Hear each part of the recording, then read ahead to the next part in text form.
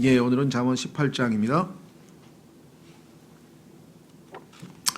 잠언 18장 말씀. 예.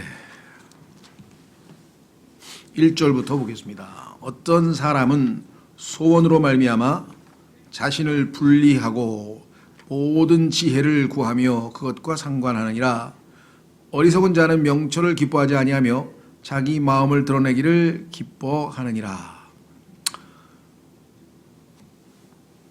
1절만 딱 떼내서 보면 무슨 말씀인지 잘 알기가 어렵죠. 어떤 사람은 소원으로 말미암아 자신을 분리한다. 요즘 현대적인 표현으로 하자면 고시 공부를 하기 위해서 짐 싸가지고 어디 산골짜기로 들어갔다. 그런 거 비슷한 거죠. 예? 소원, 자기가 원하는 소원이 있을 거 아니에요. 난 판검사가 되고 싶다. 아니면 뭐 하고 싶다. 그래서 모든 세상적인 것을 다 결별하고 산속으로 들어가서 예를 들면 그런 사람도 있겠죠. 그래서 모든 지혜를 구하며 열심히 공부하고 노력하고 애를 썼다. 그래서 그 모든 것과 관계를 맺었다. 지혜를 알게 됐다. 이렇게 해석하는 분들이 꽤 있습니다. 긍정적인 방식으로. 이것을 지금 긍정적으로 해석을 하는 분들이 더러 있어요. 그걸 잘못됐다고 할 수는 없어요. 왜냐하면 그분들도 나름 충분히 성경을 공부하신 분들이고 기도하고 했겠죠. 네. 자, 그래서 그 첫 번째 해석이 가능한 것이고요. 우리도 그렇죠. 어떤 목표를 세웠다. 그러면 그게 꼭 고시 공부가 아니더라도 자기가 원하는 뭐를 하나 정해놓으면 이 세상에 이런 저런 일들에 연루되면 안 되죠. 완전히 빨리 집중하기 위해서, 요즘 말하면 올인하기 위해서, 집중하기 위해서 뭔가 자신을 다 차단하고 그래서 분리시킨단 말이죠. 자신을 분리해서 열심히 노력해서 뭔가 성취했다. 이런 분들이 자주 있다 보니까 이 구절이 그와 같은 어떤 것에 관한 구절이 아니냐. 즉 우리의 인생에 있어서 뭔가를 하려면 자신을 분리해서 열심히 집중해서 올인해야지 뭔가가 이루어질 것이다 라고 하는 그런 교훈을 우리에게 준다. 이렇게 해석하시는 분들이 의외로 많은 것 같아요. 그런데 또 반대도 있어요. 특히 2절과 연관시켜 보면은 1, 2절이 연결되어 있는 것 같아요. 대조가 아니라 이게 지금 유사한 것 같은데요. 무슨 소리냐? 여기서 소원이라고 하는 말은, 이 desire라고 하는 말은 물론 중립적인 말입니다. 원하는 것, 자기가 원하는 건데 좋은 것을 원할 수도 있고 나쁜 것을 원할 수도 있죠. 그런데 주로, 정확하진 않지만 100%는 아니지만 주로 이 desire는 좀 욕망에 가깝습니다. 욕망. 그렇죠? 예, 욕망.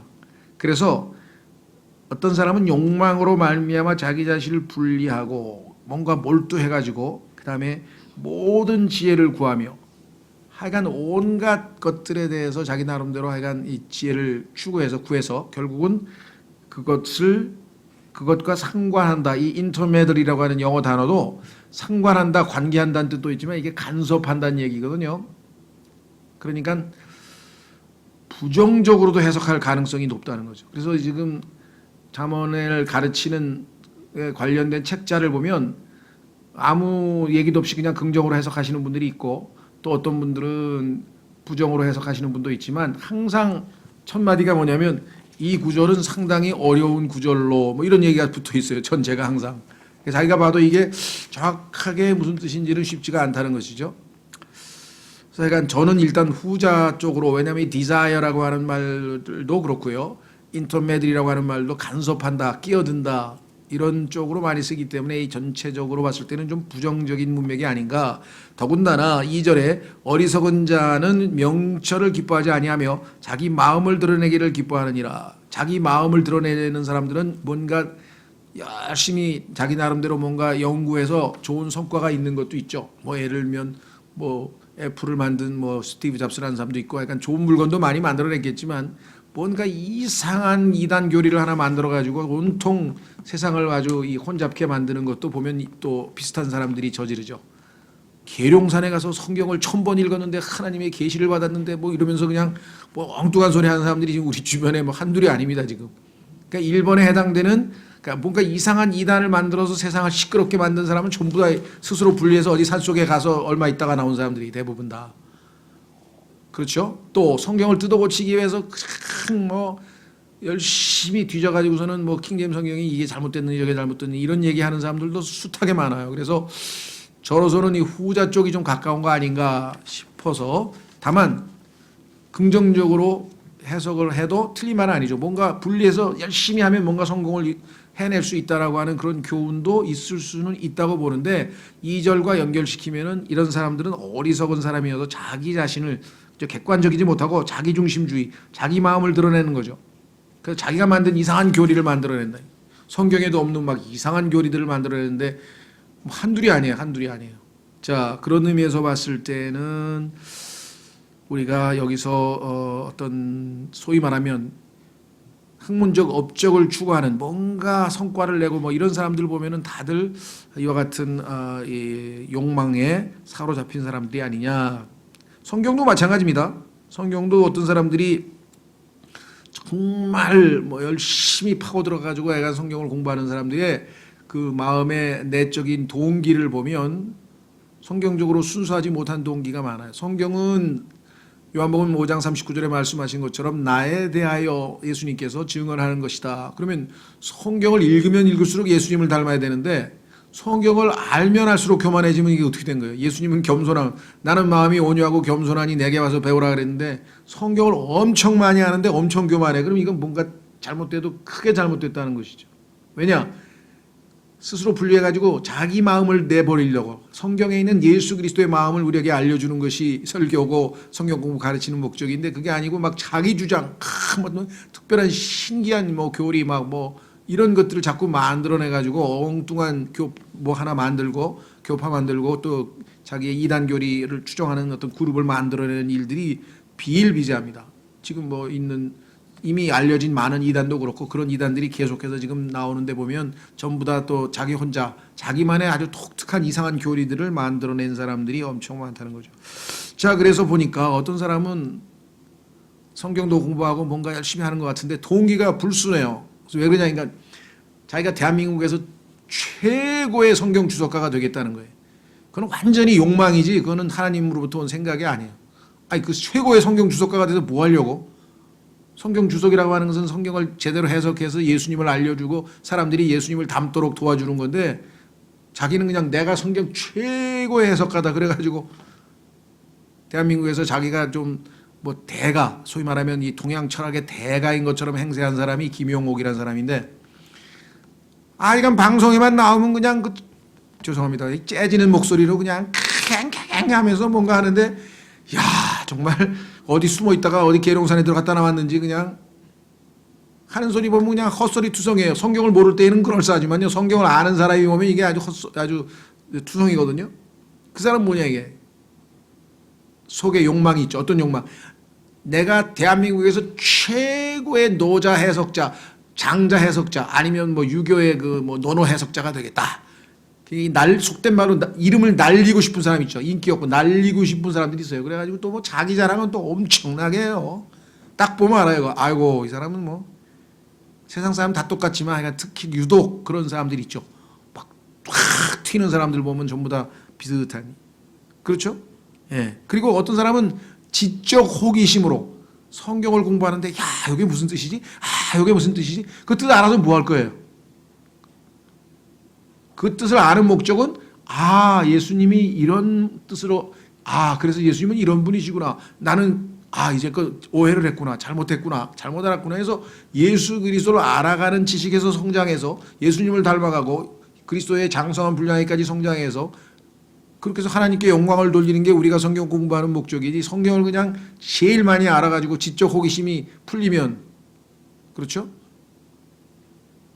뭐 짐승기표가 이게 뭐가 막 이래가지고서 그냥 무슨 그 호기심 충족하는 그런 거 아닙니다. 그렇죠? 성경을 그런 자세로 대하는 사람 또 있어요. 그런 사람은 또 있고요. 그 다음에 더 못된 사람은 이거 장사하려고, 팔아먹으려고. 이번에 뭐 특별한 계시를 받았는데 참가비 50만 원 뭐 해가지고 또 막 사람들 잔뜩 모아놓고서 막, 그리고 뭐 이런 진리를 배웠는데 뭐 가만히 있는 뭐 사람이 있냐면서 또 헌금 막 강요하고 뭐 이런 사람도 있어요. 그러니까 하나님 앞에서 순수한 동기가 아닌 자기 욕망을 따라 이런 사람들이 있고요. 그래서 지금까지 성경이 우리말로는 몇 개 나왔는지 잘 모르겠는데 영어로는 160개가 나왔어요 지금. 킹제임스 성경이 하나 올바른 건데 159개가 엉터리 성경이 나왔는데 전부 다 이거 성경 팔아먹으려고 하는 사람들이에요. 그리고 선전은 또 얼마나 많이 하는지. 킹제임스 성경의 뭐 부족한 면을 완전히 충족시킨 새로운 뭐 신개념의 무슨 성경이고 유명한 무슨 빌리 그레함이 추천했고 막 이러면서 또 갖다 붙이는 거예요. 성경을 그렇게 추천할 필요가 뭐가 있어요? 하나님께서 이미 주신 성경이 있는데, 그렇죠? 사람들을 다 혼돈시키는. 그래서 여기 나와 있는 것은 제가 볼 때는 부정적으로 좀 보면 어떨까 싶어요. 그렇다고 첫 번째 주석을 틀렸다고 얘기하지 않습니다. 어렵다고 누구나 다들 얘기하니까.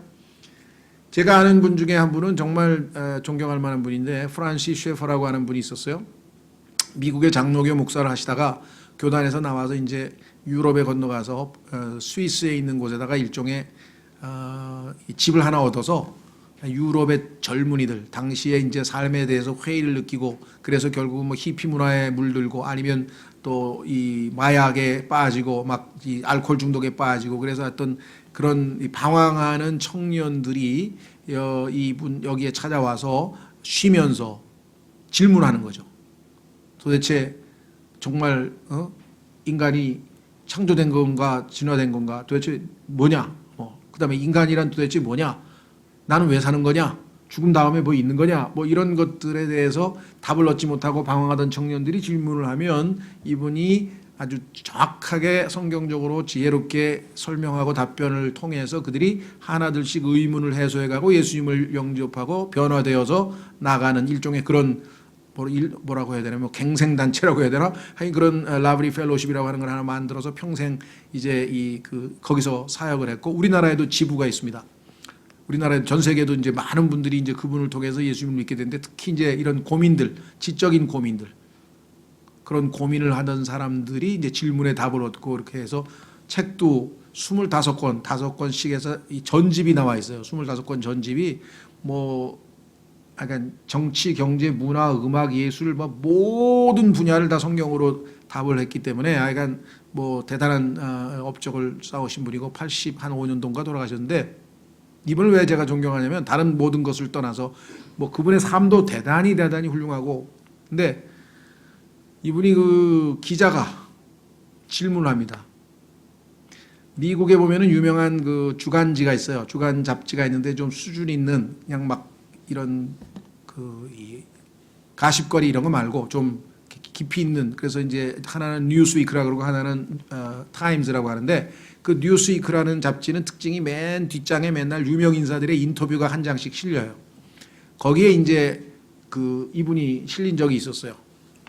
근데 이 사람은 철학 박사고 상당히 젊은 사람들이 많이 이제 추종을 하다 보니까 질문이 나와요. 당신은 뭐 하는 사람이냐? 그랬더니 나는 복음 전도자다. 근데 복음 전도자가 뭐하러 철학을 공부하냐? 거기다 박사까지 따고. 이분 질문이 뭐냐면 내가 대상으로 하는 사람들은 다 철학적 고민에 빠진 사람들이다. 왜 사는지도 모르겠고 어디로 죽으면 가는지도 모르겠고 그렇죠? 내가 아는 지식이 정말 진리인지 어떻게 아느냐?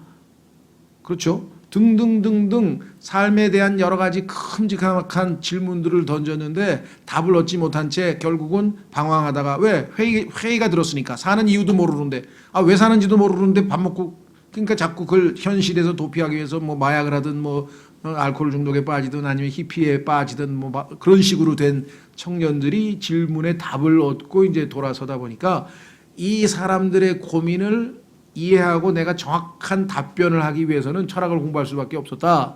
그러니까 철학을 공부하는 이유가 박사가 되고 싶어서 유명하게 되고 싶어서 교수가 되고 싶어서 지적 호기심을 만족시키기 위해서가 아니고 죄인들이 고민하고 있는 질문에 정확하게 답을 해줘서 이 사람들이 예수 그리스도를 믿고 하나님 품으로 들어와서 행복하게 될 수 있으면 좋겠다.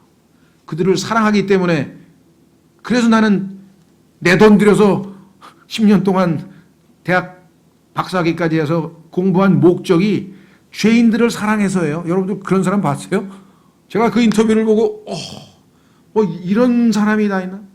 그는 예수님이 죄인들을 사랑한 것처럼 이 죄인들이 고민하는 문제에 대해서 정직한 답변을 해줄 때 이 사람들이 마음을 열고 예수님의 음성에도 귀를 기울일 것이라고 생각을 한 거예요.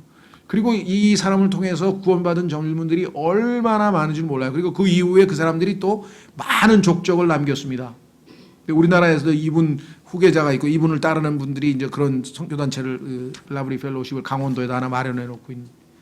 하여간 뭐 이 얘기가 좀 길어졌는데 그러니까 욕망으로 자기 자신을 분리한 게 아니잖아요. 이 사람은 사랑으로 동기가 다르죠. 교회는 왜 오고 예수님을 왜 믿고 기도는 왜 하고 목적이 뭡니까? 예수님을 더 알아가서 그분을 더 닮아가고 그분을 더 섬기고 지체들을 사랑해서 내가 섬겨서 하나님이 기뻐하시고 하나님이 원하시는 그러한 영적인 거처로서 잘 지어가기 위해서 성장하고 장성한 분량에 이르기까지 그게 목적이어야지 무슨 내가 어떤 분이 그러더라고 예전에는 그게 좀 멋있어 보였는데 지금 생각하니까 아니야. 얘가 예전에 아주 초창기에 아주 결혼 직후에 다니던 교회 목사님이 철학기도를 갔더니 밤 10시쯤에 탁 하면서 자기 간증을 하면서 자기 부인이 그러더래요. 어느 날 당신이 이왕 목사가 됐으니까 대한민국에서 최고 가는 목사가 되라. 그렇게 얘기를 하더라는 거예요. 그래서 자기가 지금 열심히 하고 있다는 거예요. 그래서 내가 야 처음에는 그게 좋아 보여도 지금 생각하니까 아니 대한민국에서 최고가 되려고 목사 그게 무슨 중요한 거예요. 그렇죠. 동기가 잘못됐다는 걸 안 거예요. 그 동기가 하나님을 기쁘시기 위해서 하나님께서 나에게 주신 은사를 발휘해서 성도들을 섬기고 하나님을 섬기고 주님의 몸된 교회를 세우는 것이 올바른 동기지. 그런 동기를 가지고 하니 나중에 이 사람들이 욕망이 생겨가지고 그 잘못된 욕망이 결국은 그의 사역에서 막 온갖 불순물과 잡음을 내기 막 있잖아요. 그죠? 뭐 그제 그분은 잘 모르겠어요. 내가 함부로 판단 안 했습니다. 그 베이비박스 하시는 분은 뭐 그거 해가지고 뭐 기초생활수급을 뭐 2억 원을 부정수급을 해가지고 또 하필이면 목사님이 또 뉴스에 나와가지고 부정수급 2억 원 횡령 50억 원인가? 그러니까 뭐 후원금이 많이 들어왔대요. 그래도 나는 존경스러워요. 일단 왜냐? 그거는 또 뉴스에서 나온 얘기니까 사실 확인이 안 됐고요. 적어도 지난 10년 동안 그 아이 낳아가지고 다 어디다가 막 갖다 버릴 텐데 그래도 베이비박스에다 넣어가지고 1,600명인가를 다 그래도 입양도 시키고 하여간 뭔가 그렇게 살린 일을 했잖아요. 그래서 뭐 정확한 얘기는 안 나왔습니다만 하여간 뭐 그런 얘기가 나오는 것을 보면서 중요한 거는 동기다 이거예요. 그렇죠? 올바른 동기. 그래서 이 18장 1절은 조금 어렵지만 제가 볼 때는 그와 같은 좀 부정적인 쪽으로 그래서 뭐 소위 말하는 뭐 평평한 지구가 어쩌고 저쩌고 그다음에 뭐 지동설이 어쩌고 저쩌고 막 뭐 그다음에 뭐 단어가 하나님이고 어쩌고 저쩌고 뭐 이상한 얘기하는 사람들 보면 다 여기에 해당되더라고. 난 딱 듣는 순간에 이거구나. 하나님 앞에서 정말 순수한 동기로 하나님 말씀을 연구하면 객관적으로 누구든지 다 연락하고 하나님 앞에 기쁨을 드리고 예수님을 더욱 알아가는 그래서 변화되는 열매가 나와야지. 그렇습니다. 그래서 약간 여러분들이 뭐 나는 뭐 창세기부터 계시록까지 뭐 몇 번을 읽고 뭐 세대적지를 쫙쫙 깨고 뭐 저쪽가 막 그래서 약간 신앙에 대해서 자랑하는 사람들을 보면 이게 다 뭔가 빗나간 거예요. 그렇죠? 아니 나는 마음이 온유하고 겸손하니 내게 와서 배우라 그랬는데 예수님 밑에 가서 성경 공부한 사람이 왜 점점 교만해지면 어떻게 된 거냐 이거죠. 자, 그래서 1절은 정말 좀 도전이 되는 말씀인 것 같아요. 2절이 연결되죠. 왜? 어리석은 자는 명철을 기뻐하지 아니하며 자기 주관적으로 자기 생각을 드러내요. 자기 마음을 드러내기를 기뻐하느니라. 자기 것, 내 것. 그렇죠? 주장한다. 이런 말씀이겠고요. 자, 그 다음부터는 뭐 너무 어려운 내용이 별로 없습니다. 3절 사악한 자가 이를 때에는 멸시도 오며 부끄러운 것과 함께 치욕도 오느니라. 사악한 자가 오면은요, 그 사람이 혹시 권력자일 경우에는 겉으로는 사람들이 뭐 어쩔 수 없죠. 그렇죠? 박수를 쳐야 되고 어떻게 해요? 히틀러가 탁 나타나는데 폴란드에서 수용소 시찰을 나왔다. 그럼 뭐 그 수용소 그 가는 도중에 있는 마을의 시민들을 폴란드 국민들을 다 동원해서 뭐 히틀러한테 뭐 하이 히틀러 하든지 뭐 박수를 치든지 뭐 그럴 거 아니에요. 그렇죠? 그러나 속으로 어떻게 해야 돼요?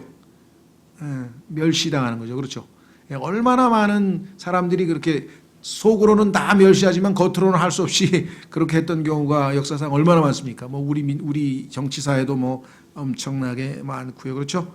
예를 들면 솔로몬이 권력을 쥐고 있었는데 아시다시피 이방 여인들과 혼인을 하고 그렇죠?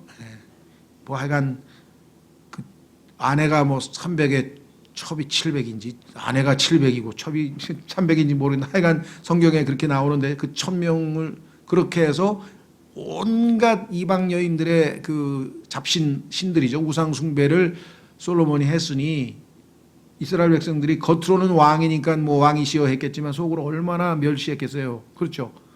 하나님께서 하지 말라는 건 다 골라서 했잖아요. 왕으로서 하라는 거 다 뺐죠. 그렇죠? 한번 확인해 보겠습니다. 신명기 17장.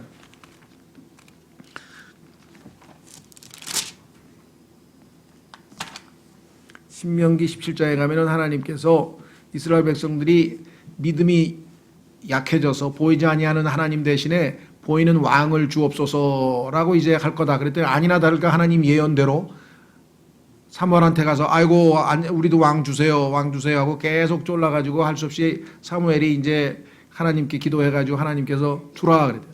즉 믿음이 약한 자들에 대해서 하나님께서 미리 예측을 하시고 왕을 허락하되 어떻게 해야 되는지까지 가르쳐 줬어요. 그래서 그 왕은 어떻게 해야 되느냐 16절. 그러나 그는 왕을 세우면 그 왕은 어떻게 해야 되느냐 자기를 위해 말을 많이 늘리지 말며 말을 많이 늘린다는 얘기는 옛날에 군사력은 기병이에요. 기병. 그러니까 말을 많이 늘린다는 얘기는 군사력에 의지해서 통치하려고 하는 거죠. 말을 많이 늘리려고 백성을 이집트로 돌아가게 하지 말지니라. 세상을 예표하는 이집트로 가지 마라. 주께서 너희에게 말씀하시기를 너희가 이후로는 그 길로 다시는 돌아가지 말라 하셨느니라. 또 그는 자기를 위해 아내를 많이 두어 자기 마음이 돌아서지 않게 하며 벌써 아내가 많으면 그들의 우상 그 아내들이 섬기는 신들을 섬기게 될 것을 다 아셨죠. 세 번째, 자기를 위해 은금을 많이 늘리지 말지어다. 그런데 은금을 너무 많이 늘려서요. 은은 하찮아서 길바닥에 돌아다닐 정도고 방패를 전쟁에 나가는 방패를 금으로 만들었으니 얼마나 금이 많았으면 방패를 만들었겠어요. 그가 자기 왕국의 왕좌에 앉거든 그는 자기를 위해 레위 사람 제사장들 앞에 있는 그곳에서 이 율법의 책에서 한 권 필사하여 평생토록 자기 곁에 두고 그 안의 것을 읽어서 주 자기 하나님 두려워하기를 배우며 이 율법의 모든 말과 이 법규를 지키고 행할 것이니라. 그렇죠? 네. 그리하면 그의 마음이 자기 형제들 위로 올라가지 아니하고 백성을 깔보지 아니하고 그가 명령에서 떠나 오른쪽으로나 왼쪽으로 치지 아니하리니 중도 노선을 건네요. 이로써 이스라엘 한가운데에서 그와 그의 자손들이 자기 왕국에서 자기 날들을 길게 하리라. 하나님께서 정하신 이 규정대로만 왕들이 행동했으면 이스라엘 백성들이 중간에 그렇게 처참하게 망하지는 않았겠죠. 솔로몬은 여기 나와 있는 거 다 어겼잖아요. 그렇죠? 예.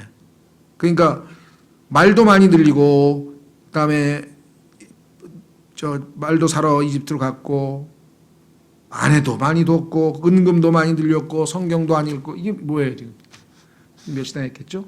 자 그다음에 뭐 히틀러 얘기도 아까 했으니까 다. 자 그래서 4절로 가겠습니다.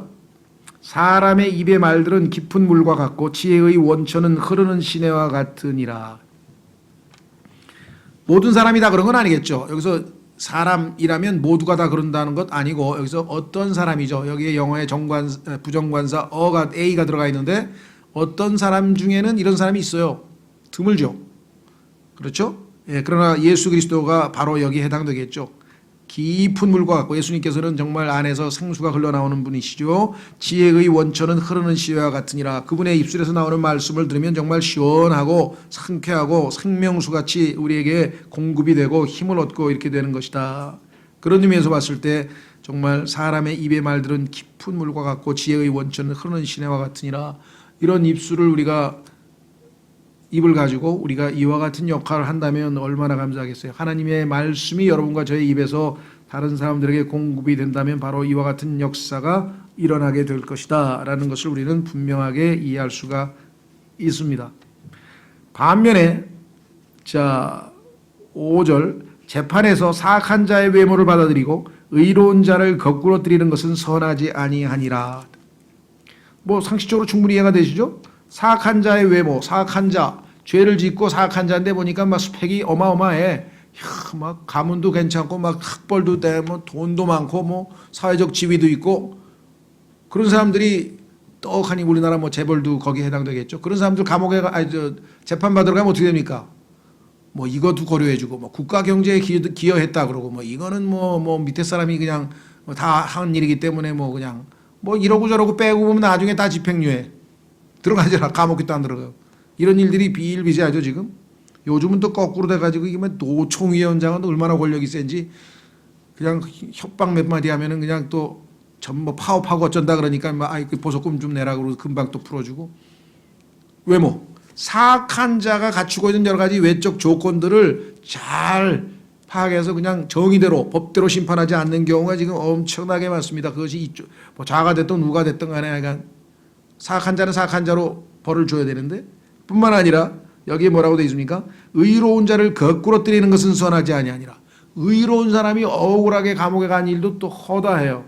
뭐 제일 억울하신 분은 당연히 예수 그리스도죠. 그래서 여기서 이런 짓을 저지르는 악한 사람 중에 대표적인 사람이 빌라도죠. 빌라도. 아마 빌라도가 제일 비참할 것 같아 나중에. 왜?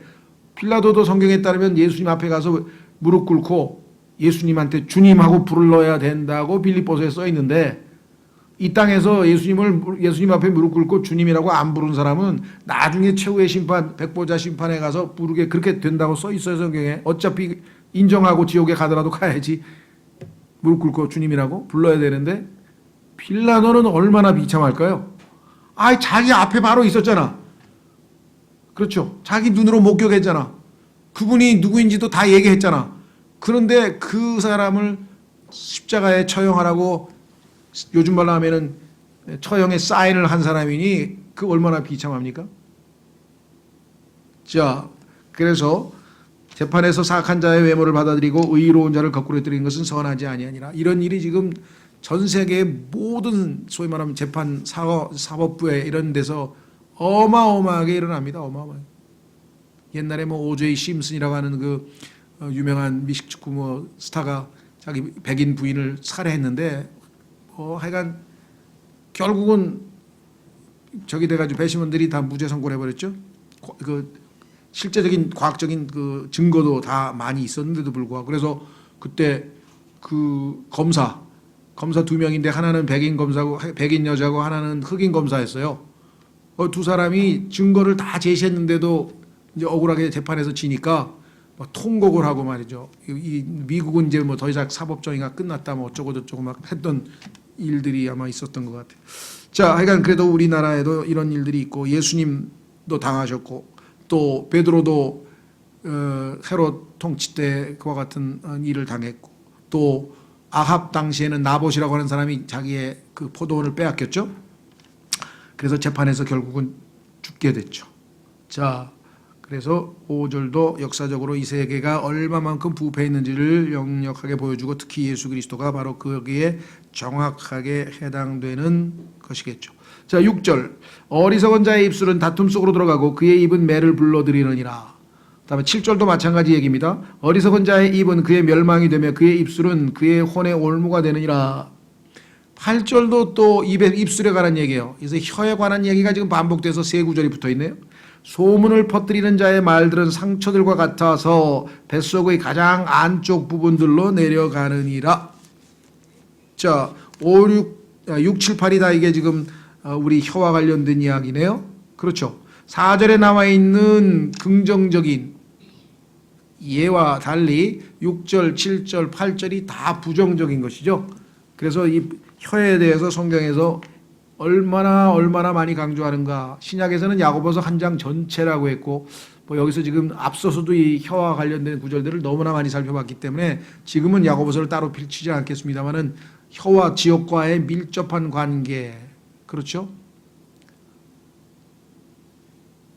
자, 그래서 예수 그리스도도 거짓 증인들이 예수 그리스도를 고발했고 그래서 결국은 예수님도 십자가 처형을 당하신 셈인 것을 본다면 이 혈은 정말 보통 일이 아닙니다.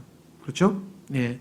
자, 그래서 어리석은 자의 입술 다툼 속으로 들어가고 어리석은 자가 발설을 해서 그것이 많은 사람들에게 공분을 사고 논쟁이 벌어지고 뭐 다툼이 벌어지는 일은 뭐 지금 매일 뉴스에 나오니까 뭐 여러분 잘 아시죠? 매일 뉴스에 나옵니다. 그의 입은 매를 불러들이느니라. 결국은 그런데요. 그것 때문에 자기가 정말 맞지 않아야 될 매를 맞게 되는 경우가 지금 벌어지고 있습니다. 자기에게로 되돌아와 버렸죠. 예. 자, 그 다음에 7절도 연결되는 거죠. 어리석은 자의 입은 그의 멸망이 되며, 마지막에 가면은 자기 스스로가 멸망당하고 그의 입술은 그의 혼의 올무가 되느니라. 자기가 한 말 때문에 빼도 박도 못하는 그런 궁지에 몰린 경우가 여러 번이 있었습니다. 예를 들면요, 성경에 보니까 올무가 돼서 결국은 죽은 사람이 사울이 죽었는데, 사울의 죽음을 다윗에게 가서 보고할 때 거짓 보고를 했던 그 사람도 결국은 올무에 걸려서 사형을 당했죠. 또 제일 유명한 사람은 헤롯입니다. 헤롯. 한번 요건 확인해 보겠습니다. 마가복음 6장 26절로 가시면 헤롯이 자기가 한 말 때문에 이러지도 못하고 저러지도 못하고, 자, 마가복음 6장 26절. 마가복음 6장 26절로 가보면은요,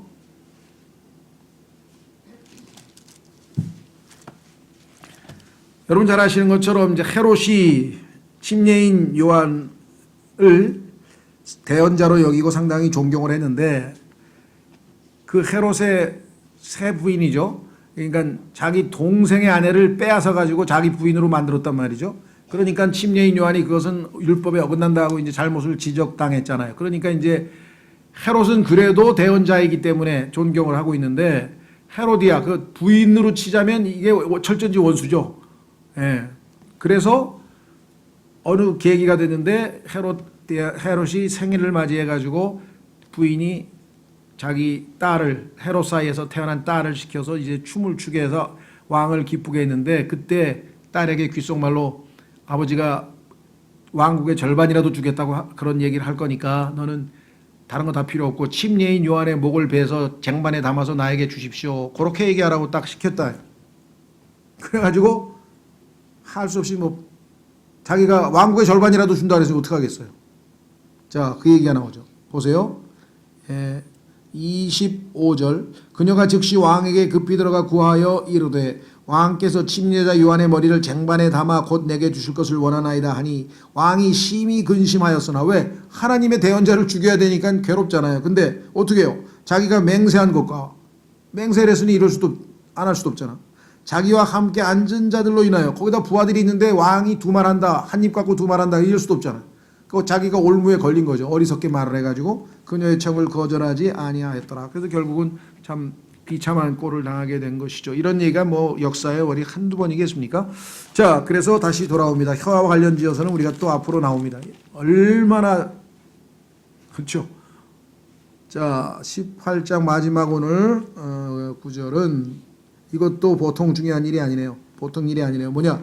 소문을 퍼뜨리는 자들의 말은, 소문을 퍼뜨리는 자의 말들은 상처들과 같아서 뱃속의 가장 안쪽 부분들로 내려가느니라. 깊숙이 박힌다 이 말이죠. 깊숙이 박혀서 이 말로 상처 입은 사람들이 오늘날 우리나라에 엄청나게 많습니다. 그렇죠. 정신과 병원에 온 사람들도 보면 다 그런 사람들이 지금 뭐 어디 한둘입니까 지금? 예. 자, 그래서 성경의 몇 구절을 한번 통해서 확인하겠습니다. 자, 우선 시편 57편 4절. 시편 57편 4절에 보시면 하나님께서 혀를 칼이라 하세요. 칼. 화살이라고도 하고 칼이라고 하던데 일단 칼이라 그런 거 한번 사보죠. 시편 57편 4절.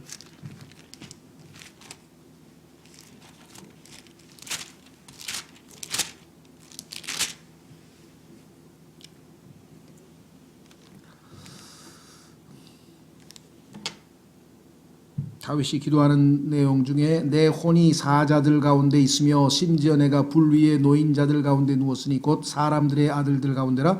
그들의 이빨은 창과 화살이요. 이빨. 그 다음에 그들의 혀는 예리한 칼이로다. 혀가 예리한 칼이라 그랬어요. 안에서 배 안에 모든 상처가 나가지고 엄청난 출혈이.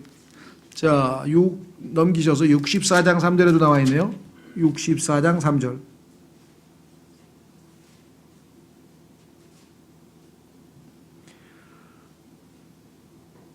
예, 원수들에 대해서 얘기하는 거죠.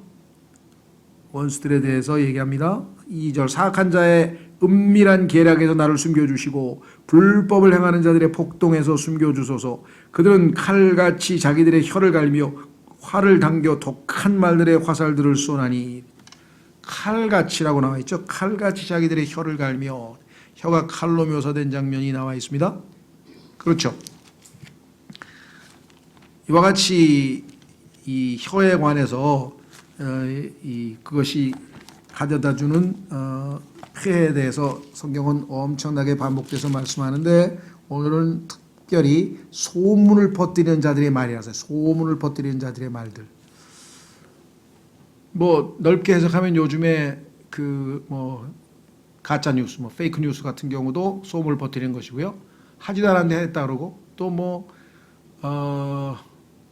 댓글도 마찬가지고 하여간 뭐 또 요즘에는 뭐라 그러더라 뭐 카더라 통신이라 뭐라고 카더라에서 카더라 통신이 뭐 하도 많아가지고 그러니까 이제 방송마다 뉴스를 함부로 할 수가 없는 거예요. 왜? 사람들이 안 믿어.